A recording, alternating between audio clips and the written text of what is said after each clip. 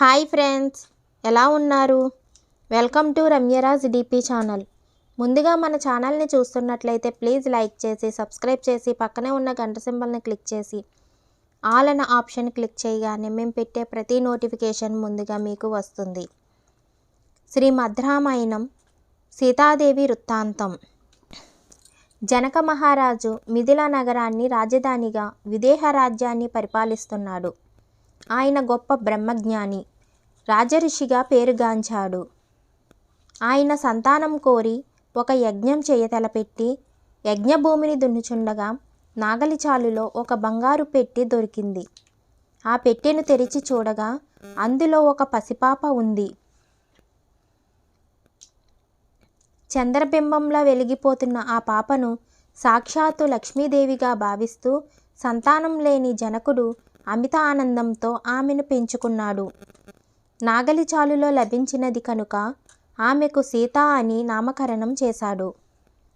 జనకుని పుత్రిక కాబట్టి ఆమెకు జానకి అని, మిథిలా నగర రాజపుత్రిక కాబట్టి ఆమెకు మైథిలి అని పేర్లు స్థిరపడినవి. లక్ష్మీదేవియే సీతగా భూలోకాన అవతరించింది. రూపంలో చాలా చక్కనిదైన సీతను జనకుడు చాలా అల్లారు ముద్దుగా పెంచి పెద్ద చేశాడు. యుక్త వయసు వచ్చిన సీతాదేవికి వివాహం చెయ్యాలని నిశ్చయించుకున్నాడు జనకుడు.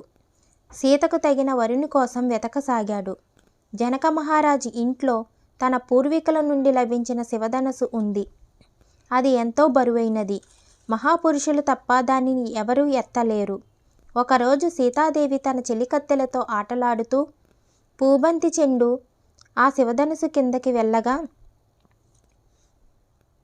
సీత ఆ ధనుసును ఎత్తి ప్రక్కగా పెట్టి పూచెండును తీసుకుని మళ్ళీ ధనుసును యథాస్థానంలో ఉంచింది. ఆ విషయం తెలుసుకున్న జనక మహారాజు ఆశ్చర్యంతో ఈమె మానవ మాతృరాలు కాదు, దేవతా సంభూతురాలు అనుకున్నాడు.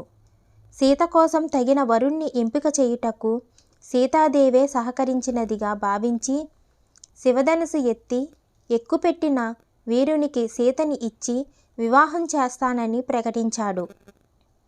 కానీ ఎంతోమంది వీరులు దానిని ఎత్తలేకపోయారు. రోజులు గడిచిపోతున్నవి. జనకుడు సీతకు వివాహం చెయ్యలేనేమో అని విచారంతో దిగులుతో కూడా ఉన్నాడు. ఈ వీడియో కనుక మీకు నచ్చినట్లయితే ప్లీజ్ లైక్ చేసి షేర్ చేయండి ఫ్రెండ్స్.